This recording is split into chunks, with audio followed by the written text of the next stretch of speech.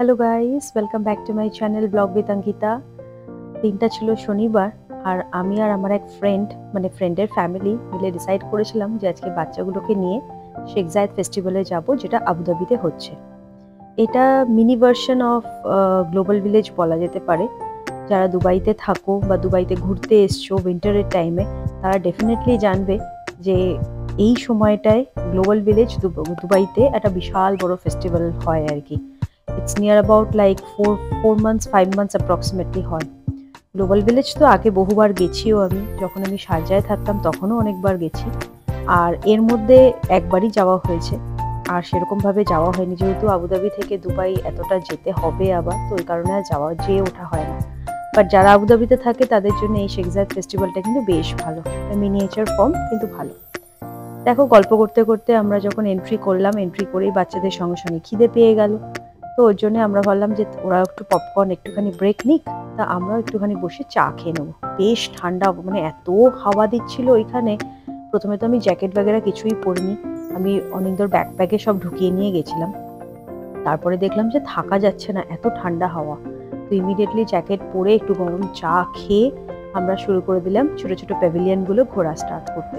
অনেক কটা প্যাভিলিয়ন করেছিল, Syria, Yemen, Japan, Bahrain, China, Thailand, আরও অনেক কটা, ইজিপ্ট, অনেক কয়েকটা প্যাভিলিয়ন করেছিল। তার মধ্যে আমার কিন্তু বেস্ট প্যাভিলিয়ন লেগেছে হচ্ছে চায়না অ্যান্ড থাইল্যান্ড। থাইল্যান্ডের থিমটা আমার ভালো লেগেছে একটাই কারণে, থাইল্যান্ডে যেটার জন্য খুব স্পেশাল ফ্লোটিং মার্কেট, সেই থিম ওয়াইজ ওরা এখানে করেছিল। বেশ সুন্দর, দেখো কি সুন্দর সুন্দর নৌকাগুলো করেছে আর কি।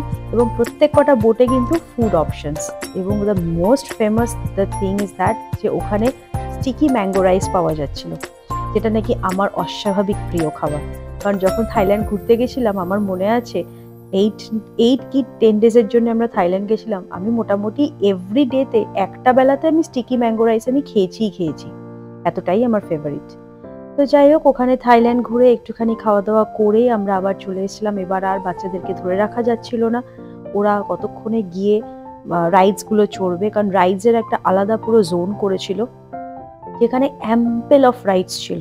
তো রাইডস চড়ে একটুখানি ওখানে আবার সেদিনকে এআর রহমান আসার কথা ছিল, মানে এসেও ছিল, একটু গান বাজনা শুনলাম, লাইভ মিউজিক, তার সাথে খাওয়া দাওয়া করে এই দেখো আমরা ফিরছি কিন্তু রিক্সা করে, এবং এটা পার হেড করে 5 দিরহাম করে নিয়েছে, মানে ফেস্টিভ্যাল থেকে আনটিল গাড়ি পার্কিংয়ের অবধি।